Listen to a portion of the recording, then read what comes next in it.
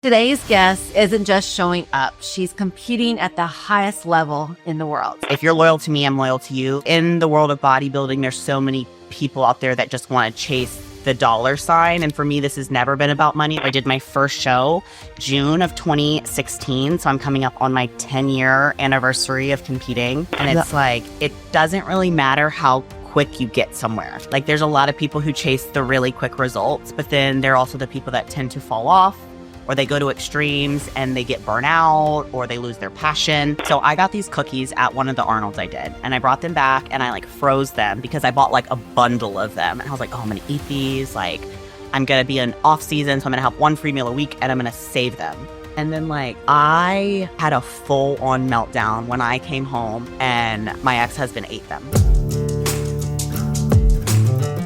Today's guest isn't just showing up, she's competing at the highest level in the world. I have watched her from almost the beginning of this career, and she's placed 4th at Mr. Olympia in 2024, followed up with back-to-back top finishes at the Arnold Classic. But what I'm more interested in is who she had to become to get there. This isn't just about muscle. This is about discipline, identity, and the reality behind chasing elite. Please give a warm Rebel Roots welcome to Allison. Hello. We were just talking a little bit off camera a little bit. And, again, it's so crazy because you were with us in the beginning of Clean Eats. And we were kind of both at our beginning of the careers. I was watching you compete back then. And I mean, of course, where we were located, there was a bunch of competitors, and that the whole gym atmosphere that we were in was competitors, and that was everyone's mindset back there. But then you moved to Texas, right? After that, I think we were open to Clean Eats, or we were there in Texas somehow, and we went to dinner, and you were headstrong into continuing this path of competing. And we haven't talked probably since then. I follow you on social media. Been watching you along, all the wins that you have done. Remember you getting your pro card. So yeah, it's been incredible to watch your journey. And I'm going to quit talking now and let everyone, I love the question because who were you as a kid? And if you looked back on your 3-year-old self, did you know that you were going to be here today in this path of your life? Was there any clues along the way? I think for me, when I was a kid, my parents put me in very typical sports, and I kind of just flailed around. I went for the social aspect, but it's funny now because my mom still tells this story of they tried to put me in T-ball and I was like, I don't want to do it. The socks are itching. I don't want to do this. And then I was out there in the outfield, looking for ladybugs and doing cartwheels. And my mom had this maybe we should put her in gymnastics. So I think there was a little bit of that to where I kind of got a late start in the gymnastics world. So it's I transitioned into cheer and then eventually found bodybuilding. But as a kid, it was kind of I had to find the right fit for me to have determination and self-motivation. It wasn't something that necessarily you could just put out there for something that you didn't have a passion about. But it's funny to just even some of my friends from high school, when there's a handful of girls that I'm still in contact with and we try to get together every few years. And a lot of them are just we're not surprised because it's when you set your sights on something, you just did it. So I think in that aspect, that's been very consistent throughout my lifetime. If I had an idea or something that I really wanted to do, I would really hyper focus on it. Which sometimes could be a detriment when other things are falling to the wayside. But I just think it's when I think of just when you're super passionate about something, it never really feels like work. Now, that's what I was just even telling you. So tell me how you got started into this. And I didn't say what you did yet because that's not what you started in when I met you, right? Yeah. Yeah. Okay. I didn't want to put a label on there because I know that there's a whole path to getting to the place where you are to what you're doing currently. So I wanted you to explain it. Yeah. So younger growing up, I started gymnastics when I was in like maybe like fourth grade, which to be a gymnast is kind of old to like take it to like an elite level, but I progressed pretty fast. And then I moved into cheer in high school and I was cheering at UNC Wilmington and the college. So it was kind of like towards the end of my college career. It was like my junior year. And I was just like kind of getting to that point where I was just like, I don't really love how I feel. You know, you're in a college atmosphere where like you're eating out a lot and maybe drinking on the weekends and doing stuff. And I just was just like, I feel like I could feel better. And I joined the gym, Gold's Gym, Racine, like, and there was just so many people there that were competitors. And so I kind of joined the gym this summer. It was like right when I turned 21. And I was just like, at first I was like, I just want to get in shape. I want to feel better. I want to look better. And then like after kind of consistently showing up, there was just a lot of people in the gym like encouraging me to compete. And at the time, I didn't really know what my natural structure was. I didn't even really know like what all the divisions that were out there. So I had picked bikini because I was just like, that was like what was really popular at the time. And I had really no idea what my natural body structure was, like dieted down, like when you like don't know where your body fat's distributed. So I started dieting for like my first show. I was going to do, I think, just like the Gold's Classic right there in Wilmington. And I started dieting down and I kind of like, we realized like I didn't really have the structure for it. Like I had a natural, more of an X frame. But at the time I had just graduated college and I was moving to Texas. So I was like, well, I'm just going to wait a year and I'll do figure next year. And then when I was living here, Kenton, my ex-husband, he had kind of encouraged me to try fitness just because he knew about my background, with gymnastics and cheer. And so living here in Texas, he reached out to Trish Warren and connected me with her, and she helped me like choreograph my first fitness routine. So that was just a really cool experience because she was like one of my original like fitness inspirations, like Trish Warren and Tansy Johnson and Bethany Wagner. Like that's who I gravitated towards once I started following fitness. Like I loved the energy and the style. So it was just super cool because she was local here. So I got to work with her. And that's kind of how I got started with competing. So I did my first show June of 2016. So I'm coming up on my 10-year anniversary of competing. And I really thought it was going to be a bucket list thing. So I did my first show and then like, I think I went to North Americans maybe 9 weeks later and I got second at my first national show. And I think that was the first time I had the seed planted in my head of like, oh, I was really close at like turning pro at my first, like my second show ever. Like, oh, that's going to be my goal now.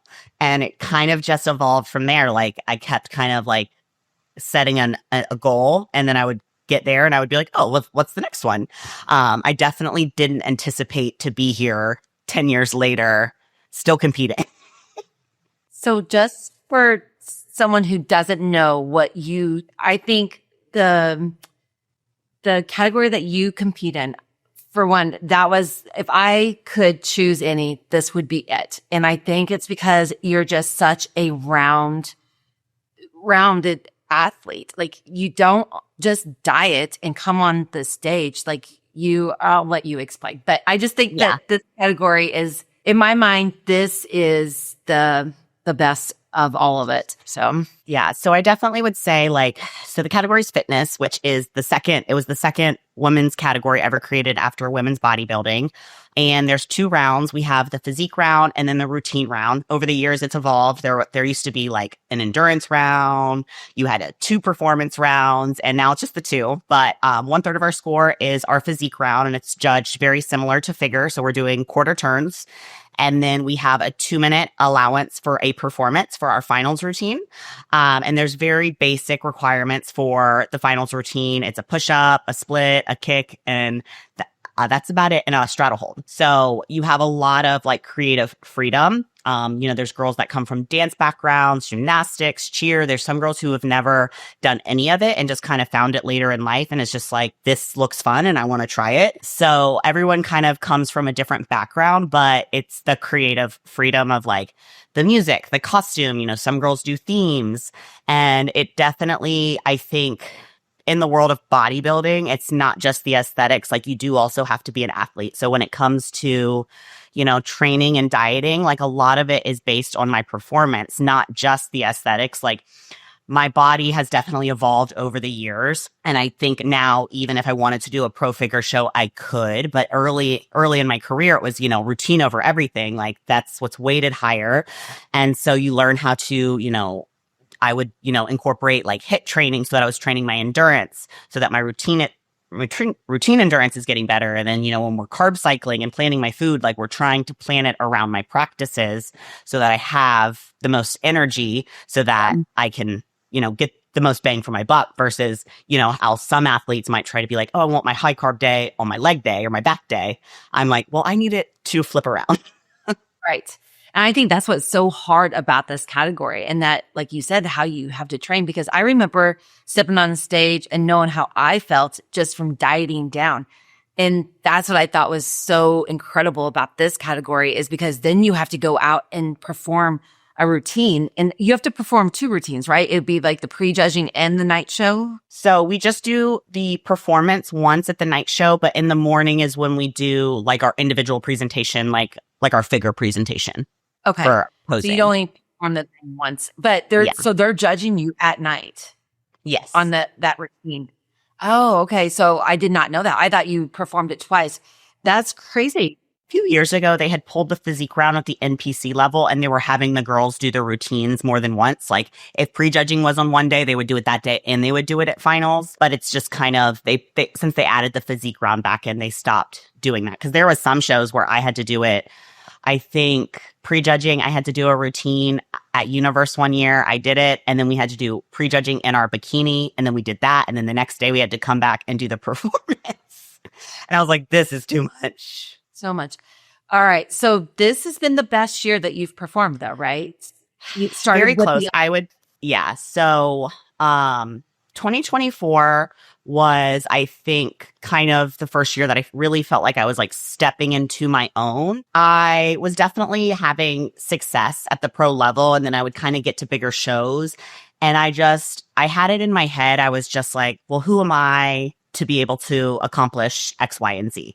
I'm still someone, I view this as my hobby, and it's like something that I'm passionate about and that I love, but like I still have a full-time career in finance. So I don't have the ability to prioritize, training for the Olympia over everything else. Or, I'm working in finance. So like a lot of that stuff is like market-based. So like I'm dictated to a certain schedule throughout the day. I have a lot of flexibility in my job, and I really appreciate it. It makes my lifestyle a lot easier. But at the end of 2023, it was just one of those years, like I'd been doing the Arnold, and then I was trying to do a qualifying show, and then I would get my qualification and go to the Olympia.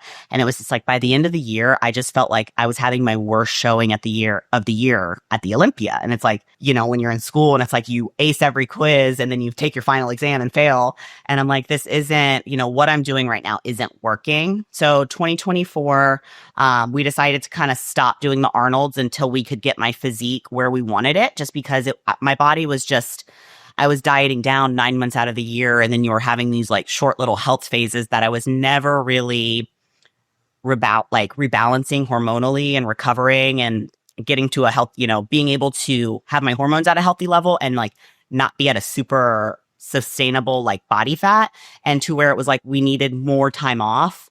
So we did that. I started paying a lot more attention to like my blood work, where everything was at, like where's my cortisol, where's my stress, like what can I control to make this more feasible? And when I started doing that and really, really prioritizing recovery, I feel like my body just slowly went in the direction that it needed to go without having to force it.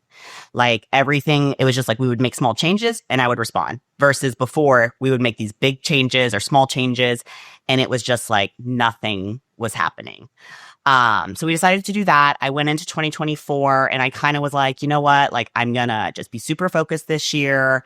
No matter what the outcome is, I was just like, if I get rewarded for it, great. Maybe I'll keep going. But like, maybe if I don't, then that's kind of my sign of like, I've run my course in this part of my life. But that year I ended up getting 2 pro wins and I got 4th at the Olympia, which was like a huge jump. The year before I was 12th at the Olympia. So I feel like that was like definitely one of the highlights of like my career. And then heading into 2025, I had already qualified for the 25 Olympia. So again, I went I didn't do the Arnolds again to give my body, just some time. I actually ended up having a coaching change. So I was with my last coach for about 8 years. So it was very, very difficult. And there was nothing wrong, I think, in the coaching realm. I think there was just some personal conflicts that started to arise. And it just, for me, the people on my team are like super close to me. Everything is like sacred. And when like I had that personal conflict in my gut, I just knew I couldn't really lean into letting them fully coach me because a part of my trust had been broken. So I changed coaches last year. My coach now is Justin Jacoby. So I've been with him for a little over a year, and we went into last year. So we did Oklahoma, and that was our first show together. I was able to pick up my 5th pro win, and then we went into the Olympia, and I got 6th at last year's Olympia. So it was a little disappointing to kind of fall back. It was a rough day in the sense of just, I had a really high in prejudging. That was the best I'd ever done in prejudging. And then when it came to my performance, I just didn't perform it the way I had practiced it. And then I think it was like I was kind of being pushed in a direction to like try new things and step outside my comfort zone, but it wasn't something that I necessarily like. It didn't translate well for me. Like I had a hard time connecting with the performance. So like when it came to stage, it just didn't hit the way I anticipated it to. So it's one of those things, like it was definitely a bummer, but it was also like a good learning experience of just like, I do this for myself. Like, yes, I'm doing it and like I'm chasing improvement and like we are being judged. But at the same time, it's like, I can't lose that piece of myself that I can correlate with and like really connect with on stage, because if you're not connecting with it, then no one else is. So like it's more important for me to enjoy my performance and for me to have fun than a placing. So this year we kind of went back to doing just things that I think are more fun for me on stage. Like I think I do well with like a fun, high energy, like very sassy style routine versus trying to do something that's like intense and super confident. So that's what we went back to this year. We did the Arnold US and I got 3rd, which was the highest I've placed at an Arnold. And then Arnold UK, I got 3rd again. But I did finally win. I won the physique round at Arnold UK. So that was like a huge win for me. Just with the international travel, it was tough, but I also got strep throat in between shows.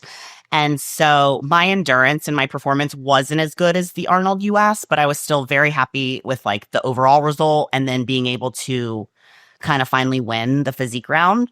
So right now I'm preparing to do Legion Sports Fest. So it's at the end of May. And the hope is that I'll get my qualification for 2026. And then I'll have some just time to recover and have a little bit of a health phase before we prep for the Olympia this year. Oh my goodness. Yeah. Okay. So for someone who doesn't know what your weekly routine looks like I kind of have a little bit, but I have no idea about yours, but just tell us like, what's an average day or an average week? Cause I know you got probably different training schedules. Yeah. So I work, in finance. So a lot of it's market based. So I still have the same job I had when I lived in Pennsylvania. So I work on East Coast time, which actually just works out well for me because I get up early. So I normally start work at around 7 a.m., like 7 to 3 is ideal for me. Most of the time I've been training in the afternoons. So I kind of wake up, I'll just kind of get my day started, get work started.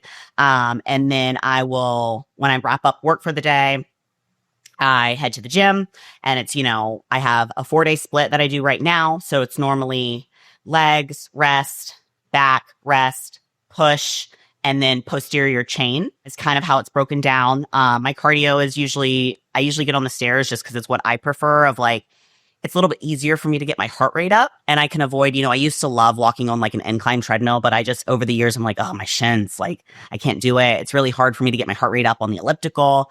And then I keep in HIIT training throughout the week just because it really does help my endurance for performing. And that's most of my week. I do try to, on a weekly basis, whether it's body work, adjustment, that kind of stuff, keep that through, whenever I can, just keeping up with my body before I have to do things. It's like one of those preventative maintenance things. keeps you from being in a lot of pain. And then a lot of my routine work is done on the weekends just because I do, work. So it's harder for me to get into spaces during the week at a reasonable hour. So normally I have what I call a soft floor practice. So I have a gym here that's local where I can go on like a spring floor and work on routine and skills, especially in off season if I want to like learn new stuff or try things that I haven't done in a while. It just really helps with the wear and tear on my joints. And then I still always practice at least once a week in an aerobic room. And that's because the stages are hard. Like they're not soft. So you kind of have to be prepared for those surfaces. But I'd like to balance both so that just my joints, I'm 33, which isn't old, but when you've been flipping around for a long time, it takes a beating on your body. So I get to do that. That's most of my weekends. Where I kind of split it. If I'm off season, maybe I only practice skills once a week just to give my body a little bit more time to recover and to get my just activity down. But, throughout the week, throughout the day, I'm still pretty active. I have 2 dogs, so I like to take them for walks, and like I have a walking pad at my apartment. Just because it's just keeping movement in throughout the day helps me not only like keep up my NEAT, but like it helps me focus at work especially when your calories are starting to get low and like you're kind of getting foggy. Like I'm just like, oh, I need to get up. I need to move. Like I need to move my blood. So that's like most of my week. I mean, my nephew and my family live locally, so I do get to spend time with them. Like I had him all day yesterday and I took him to his baseball game, and that's always just nice to be able to get the extra time. I'm really big into, I read my Kindle all the time. So like, and doing my cardio or like sitting in a bath doing that. And then lately I'm in a course for work. So I've been getting a designation for work called a chartered life underwriter. So right now I've been in the process of studying for a test. So a lot of that stuff just kind of happens in the evening. Like once I get home from the gym, that's kind of like my wind down time. But other than that, I mean, I do get to travel a little bit just with my job being in Pennsylvania. I get out there usually once a quarter for a week at a time. I have some friends in Arizona. So I feel like lately it's been like, there's always a show around the corner. So it's been busy, but it's like one of those busies that's like, it's just fun because it's like what you're passionate about and what you're chasing. So I try to, when I feel overwhelmed, remember that this is a choice. Definitely. I think that's a big thing is that like when you're starving, you want that food. Like this was the choice that I made instead of like, being grumpy about it. That was a hard one, but again, I have not done it as long as you. I made it 6 years. So, and that was just, I mean, it's a long time. And I do think even just the emotional relationship with food through the years has changed where it's like, even in like, I mean, I started doing this when I was, 21. I did my first show at 23.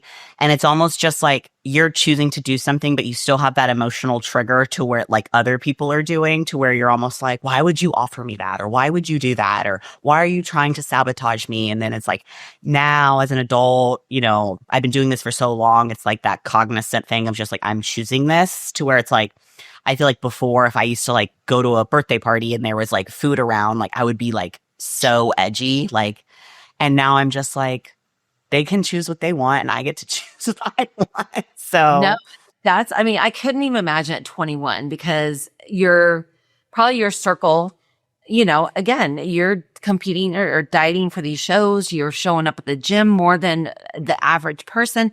And, that is dedication on a 21-year-old to not go to the parties or go to the parties and then be able to say no to the drinks that are being offered to you, to not eat the late night pizza, 21-year-olds don't have the best diet or life cycles. And so, kudos to you because that takes so much maturity and dedication at that. Not saying it doesn't now, but even I feel like it's even more at 21. Yeah, it's like definitely, I think, I don't necessarily in your 30s, I don't think you deal with as much peer pressure, but like in your 20s, like your friends don't understand quite as much. And I do think now, culturally, like eating healthy and like being active is like a lot more accepted. Like it's every year, it's like there's a new health fad or a new health trend and people want to lose weight or people want to be healthy. So, but it's like what 21-year-olds know about nutrition is not what you know later on in life. And so they're like, what? It's not that bad. It's just vodka. Like, well, actually.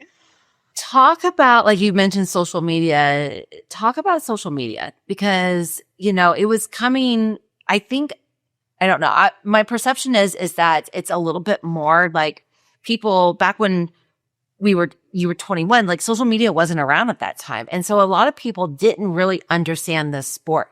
But now I feel like people can Google the sport. They can find out what you're doing, and it's not so much maybe judgment out there, but what does it feel like? I mean, what does that look like on your side? Are you still getting kind of the comments like we used to, or is that kind of here and there? I think for me, just because of just my life and like my financial career and like I don't have anything private, I try to be cognizant still of like the things that I'm posting. Like I think I try to do a balance of like, the brands that I'm aligned with and that I, want to promote and encourage people to purchase from. Like I try to do enough to represent those brands well, but I also don't ever consider myself like a content creator. Like I'm not chasing like a huge following or trying to put things out there where I feel like my family or like clients from our firm would be able to find me and find things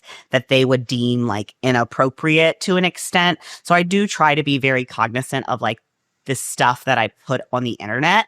But at the same time, it's part of the bodybuilding world. It's, it's evolved. Like it used to be like you turn pro, you get a supplement contract, you win a show, you get another endorsement. And now it's like a lot of that's gone to the wayside. It's like they don't really even care how you do as a competitor. They care about your social media, your algorithm, how many followers you have, how it translates to sales. And I definitely understand it's like a huge piece of that business component. But I think sometimes there's a little bit that gets lost in like the authenticity of people's beliefs and like their vision and how they align with the company versus just something that translates to sales. No, I totally agree with that. And that was always the case, even back without following, that was like the whole path is that everyone wanted to be sponsored and you wanted to kind of, put some of the cost of this expensive lifestyle around to that. And, but yeah, even on our end, exactly what you said, when we looked, like there's only a certain part that you can do that, you're like, this person lives our lifestyle. And then you're like, okay, what's the conversion on this? Because it is expensive for companies to be sponsoring and, all that. So I totally agree with that. So I think it's finding the balance. Balance. Yeah, everything's balance, right? Mm-hmm. Tell me about showing up on the stage. Is that something that was easy for you, or is confidence on the stage something that you had to learn along the way? I think a little bit of both. Like, I think I came from performing a lot. I did gymnastics. That's a solo thing. And then I got into cheer and it was like always a team thing. But I was always so excited to like show off to an extent. Like, growing up, I did tumbling. So like most of the time when I was on these cheer teams, I had like some of the best tumbling because I'd been doing it for so long. So like that was like my turn to be like the best at something. And then kind of translating, I feel like when I first got into bodybuilding, it's like the confidence now that I have in like my individual presentation when it comes to posing, that's something that's taken a long time. And I think posing has definitely evolved. But there's times like I've watched, my presentation from last year's Olympia and I still watch it and I'm like, I can't believe I did that. Like, I can't believe that was me. Like, because I'd be up there like shaking and nervous and like the posing would be so bad.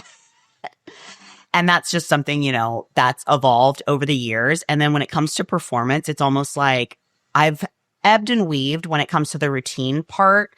I think in the beginning, I kind of just went in green and like, I'm like, well, I'm good at this, so I'm not going to worry about anything. But I would go back and watch some of those routines and I'm like, oh, it's so bad.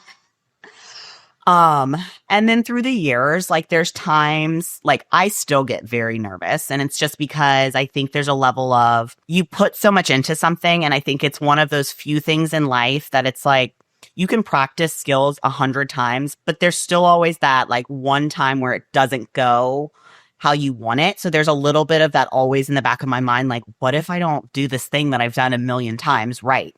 Or just like the condition of the stage. Like, are they pre-built stages? Are there beams? am I going to hit a dead spot? Like there's a lot of those thoughts going into my head. And I'm like, I just try to ignore them because I'm like, well, what am I going to do? Stop? Like I've never stopped on stage, so I'm not going to do it today.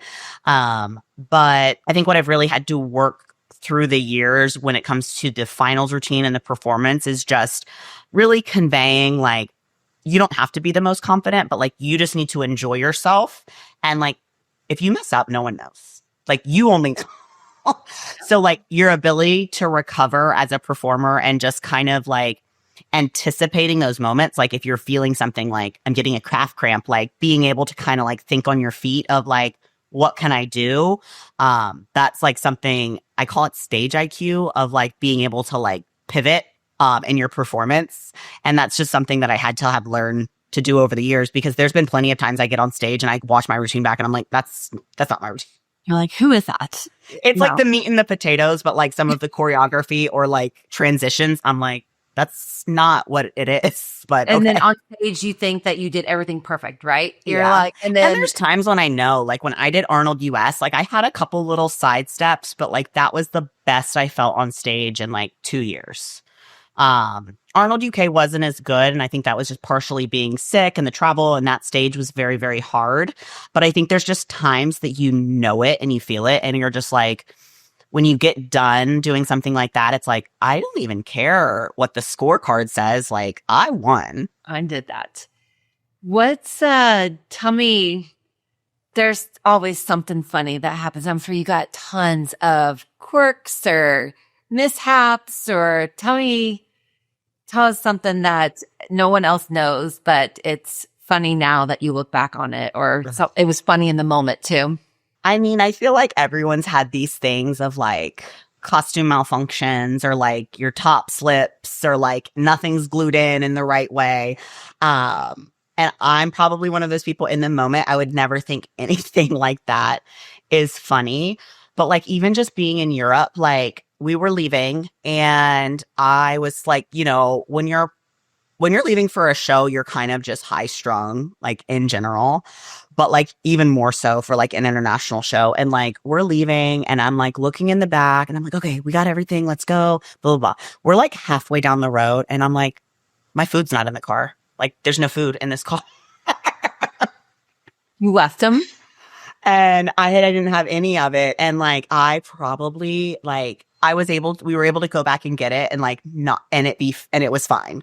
But I think through the years, I've just learned like as competitors, it's almost like we're prepared to be over prepared. But as I've like gotten into competing longer and longer, like going to Europe, that was the first European show I had. So like I wanted to be over prepared.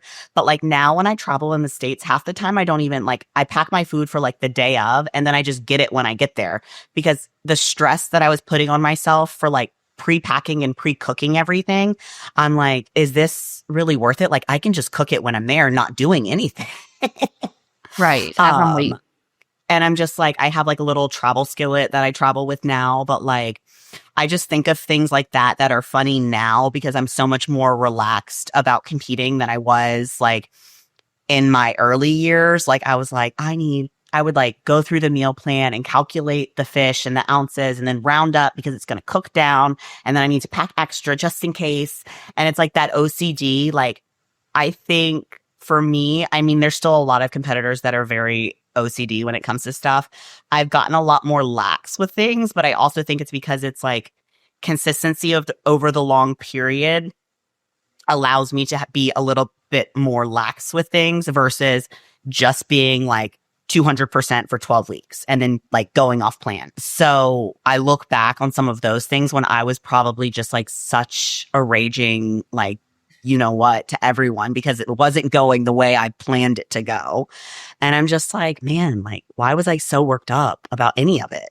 And that brings me to a next one. Like, okay, what's the worst meltdown? What did you look back on? You're like, oh my gosh, like mine was, I had forgotten, like I had bought these cookies that I wanted like after show, which is so dumb. Like I don't know if you're still there on that. Like we would be, you know, dieting all these and then all you could think about was just the after show and just binge eating and all that. And I know that's probably not like, as you get Oh, seasoned. it's still a thing. Oh, it's still a thing. Okay. Because I thought like, I try not to pre-plan. I still am like, I want to go eat and I'm not going to gorge myself, but I'm going to have whatever I want. But I've stopped packing it ahead of time. okay. Because then I want to eat what I packed and I want to go out. Yep. So that was like my meltdown. I was just like, I had forgotten it and I had been dreaming of this. Like, I can't remember what it was now. But anyway, like just tell, and I had some meltdowns with my family too. But I do remember this. So I got these cookies at one of the Arnolds I did, and I brought them back and I like froze them because I bought like a bundle of them. And I was like, oh, I'm going to eat these. Like, I'm going to be in off season. So I'm going to have one free meal a week and I'm going to save them. And like, I was like, I've been dieting for so long because in 2021, I basically like, I started with Tampa and I like ran it until October. So it was like, no, I started with Atlanta. So it was like July to October I was doing shows, but you're in prep before July, you know? And then that's when I got my first pro win. I qualified for the 2022 Olympia, but then I got invited to the 22 Arnold. So it's not really like I got off time. And so it was just like, I'd been dieting for so long. And then like, I had a full on meltdown when I came home and my ex-husband ate them. I thought the world was ending. Like I couldn't order more. right. And it's just like that one thing that you wanted that one day. And you're like, today's my free meal. And they're not in here. Like I remember like sitting like with the freezer open, like crying.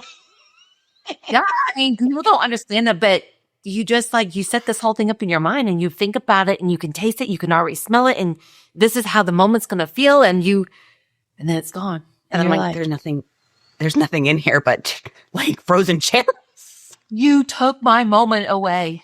You took my moment away. And it's just one of those things now, like it just seems so silly because it's like I could have gone somewhere else and got cookies or got something else, but it's like you built up this thing in your head, like you're saying, of like this moment of satisfaction that like I'm like Just become a little cray cray. I mean, that's all that. And I do remember having a meltdown. Like I was like downstairs before prejudging and I forgot like my button in the room. And it's like, that's one of the venues where like you stay in the same hotel and the venue is just downstairs. Like you just have to go up the elevator. It's not like it was like we had to like drive anywhere else. And I'm like, I don't know how I could forget my button. And they're like, well, just go upstairs and get it. You're okay. Yeah. But yeah, like people just don't like until you get to that state of that deficit of dieting and that mental, just the littlest things are huge deals to us just because you're just exhausted and, just a little crazy. So it's just part of the. And I do think even just through the years, I've gotten better about like managing that, like, the emotional aspect of like the correlation with food and like trying not to take it out on other people or things like that. But I definitely think it's just like even just getting to a point where like you can communicate to people, like with my job, for instance, like they all know what I do. They know what I compete. And when I wake up and I'm having a day where I'm feeling it, I just tell them, like, instead of trying to put on an act or trying to like go through the motions, I'm like, hey, I'm just giving you a heads up. It's a rough day over here. I'm going to do my best. I'm doing my best. But if I'm a little quiet, that's all it is. Like just even doing that, and people understand a lot more than I think we give them credit to, especially when they've followed you and they know what you're doing. But just being able to vocalize it, I think is something that's hard because it was like, for me, I felt like it was a weakness because competitors don't like to talk about how hard it is or like the suffering or like whatever it is. But it's like, it's okay to say I'm having a day and like, I'm moving a little slow. So just give me a little grace and just asking for it instead of, getting to a point where I'm feeling frustrated and overwhelmed. And then I like get snippy because I hate when I get like that. Do you have a number one non-negotiable? Like you're like, absolutely not, never going to go. Is there anything career, personal that you're just like, no? I think for me, like I have a very, very like strong loyalty to like my team and my brands to where it's almost like, if you're loyal to me, I'm loyal to you. Like, I don't care like where the world takes us. And I think that's something that's like in the world of bodybuilding, there's so many people out there that just want to chase the dollar sign. And for me, this has never been about money. That's why I still have like a full-time career that provides for my lifestyle. And so for me, it's just like being very, very cognizant of like how I represent myself, how I represent the brands that I'm aligned with, and vice versa, of just like never wanting to feel like I take people for granted, or vice versa, like putting yourself in that situation, being intentional with the relationships that I'm having, and not just being another like cog in the wheel, is very important to me. And I think even that's just why, you know, when I had that coaching change last year, it was so difficult on me, because it was like, it felt like the end of the world. Like I felt like I was going through another divorce because I had been with them for so long. And it was like, it wasn't a coaching thing. There wasn't a problem with our coaching relationship. It was like a problem in the personal relationship. And that just like tore me up, because it was like, you care about these people so much. And that's how I want to be. That's always how I want to be with the people on my team, because it's like, I feel like I'm dedicated to them and they're dedicated to me, and we're a reflection of each other. So that's something that I think I personally try to focus on in, you know, my reality of the relationships and the brands that I'm associated with, that I like never want to lose. Just because I think it just helps keep me grounded and keep like, I'm able to clearly communicate with them of like, this is like what I need and vice versa, versus kind of setting unrealistic expectations. Cause like at the end of the day, I'm like, I'm not an influencer. I compete at a high level and I do a lot of things at a high level, but like, I just want to represent you well. And I want to know what that looks like, and vice versa. I love that. So future plans. So my birthday was Sunday. So I just turned 33. So I definitely, this year for me is just like a season of change and shedding. I'm recently divorced. I'm going to be moving in June, and it's going to be like the first time I've ever lived by myself. But I'm kind of just stepping into this season of life of like, I'm really, really trying to focus on the present. I think I've been so future planning and future oriented that I've lost moments in the last few years of like the good things that were going on. And it's I want to take more time to like give gratitude and be present and like enjoy my experiences. Especially just because I do know like this is going to be my 10th year competing. I can't say I have another 10 years to go. So it's like just kind of being like, you never really know when you're coming to the end. I feel like it's almost like, you know, when you're at the end. So just really trying to be present and enjoy these experiences, because I think sometimes it's easy to take it for granted. Like, you know, I had a certain trajectory in this sport, and I think there's times that I lose sight of, you know, there's girls that I like was competing with when I was an amateur that are still just trying to get their first pro win, or they just want to make it to the Olympia, and being cognizant of that and just really practicing more gratitude of like, you know, I've been to 4 Olympias and I've been to 4 Arnolds. I've had 5 pro wins. And like, yes, there was a lot of hard work and stuff that went behind the scenes, but like practicing the gratitude of just being thankful for those opportunities and like everything in my life that had to line up for it to have that outcome. So I definitely am trying to practice more gratitude in that season of life and like being present. And then I think just, you know, on my personal no, I want to try to travel more for fun, or when I'm at shows, I want to try to stay an extra day or so versus just going for the show and coming back. Looking at them as more experiences to be had versus like, I'm getting in, I'm getting out, I'm leaving, I'm here for one thing, and then I'm leaving. Just trying to have more experiences in and out of bodybuilding. If it's a bodybuilding show, maybe just enjoying a little bit more time. And then out of bodybuilding, like, you know, seeing my friends that I don't get to see that don't live local, or visiting my parents more, or those type of things. Just because, you know, as you get older, you start to realize your time with anyone is more limited. So that's definitely where I'm trying to focus my efforts as far as competing. I'm hoping to get my qualification at the end of this month at Legion Sports Fest. And then the Olympia this year, it's like the 3rd weekend in September. So the goal is to get back to the Olympia. I think when I had my first Olympia in my mind, I was like, I want to do 5. So I know that was like my first goal, like to make it to 5 Olympias is like, to me, I'm just like, that sounds crazy. Like how is that almost here? So I think that would be a big moment for me to just kind of celebrate. Like that was like a seed, a thought in my head years ago before I even got to the Olympia. And just to be able to accomplish it and do it, you know, 5 consecutive years in a row. is definitely on my bucket list to try to accomplish this year. I was thinking it was probably Adele, right? Am I saying that? Adele Garcia? Yeah. Adela. Yeah. So what's the record of somebody consistency Olympias? Do you know? Oh, man, I don't know how many in a row. I mean, I know she won 8 and I know she did a lot more. Yeah. Okay. So it's so I would say even I know Whitney did 10 Olympias. I don't know if they were all consecutive, but some it's when I think about it, I'm 10. I don't think I have 10. Can you imagine? Well, and I think too, everyone's a little bit different. Whitney got started in competing after she had kids. So she was kind of she wasn't in that realm of life. I still would consider having, at least one child at, sometime in my 30s. So depending on where life takes me, it's not a have to for me. It's if everything lined up, I would be open to it. But I definitely don't foresee myself competing another 10 years. Yeah.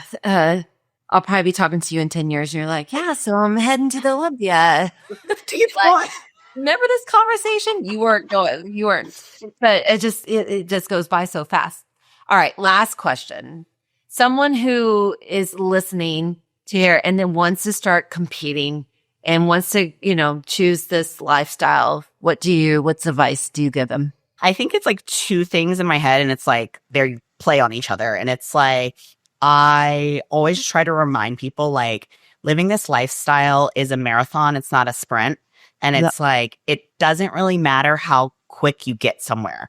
There's a lot of people who chase the really quick results, but then there are also the people that tend to fall off or they go to extremes and they get burnt out or they lose their passion. It's really, really about learning the lifestyle and the habits that are consistent over time. Yes, there's periods of my life where I'm getting close to show and it's a little more extreme. But because I've been so consistent for the last 10 years, those periods of extreme have gotten shorter and my flexibility has gotten a lot more. And that's not something I say as I cheat on my diet. It's not that. It's you have more freedom in your diet and you can, I still am someone who does macros versus a meal plan, but it's always whole foods, but it gives me the flexibility and the autonomy to as someone who's really busy to eat on the go or make substitutions or I'm having flavor fatigue with this. I can't eat chicken anymore. I'm going to switch to fish or whatever it is. Having the ability to just make those decisions for myself puts me in the power seat. Yes, I have a coach and they're telling me what to do, but I can still make decisions for myself. But it always just kind of reminds me, it brings me back to the quote. And it's just the man who loves walking is going to go further than the person who's just so focused on the outcome. Because it's just, you get to enjoy the journey. And it's I've learned so much about nutrition and exercise and just longevity of life and blood work and health and hormone health. And it's the more you learn, it's you start to make habits. Those habits aren't just to get you to an aesthetic look. It's I want to be healthy, which I think is why we all get into this, but it's not always why we stay into this after you push an extreme. So it's just really taking inventory on what is it that you want to achieve? Is it a healthy lifestyle? And then you compete and you get to, continue on. Or do you just want to be lifestyle healthy and you just want to do a bucket list show?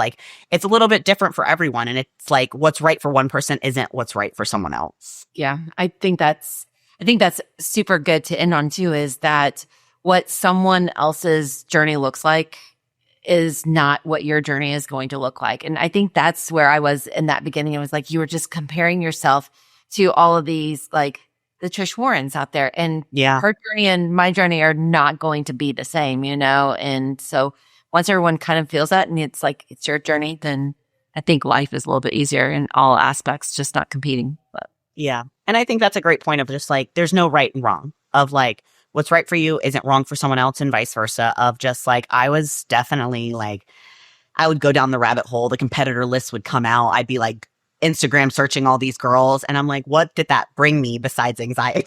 Right. Can't change the outcome. You just got to show up and do your best.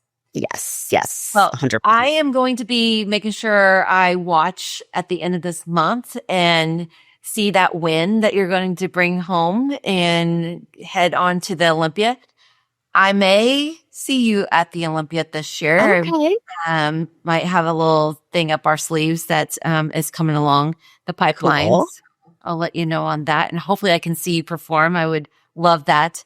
It'd be so cool. Well, if you guys make it, always just let me know. I would always love to see you guys. Definitely. Definitely. Yeah. Thank you. Yes, of course. I had so much fun getting to chat with you.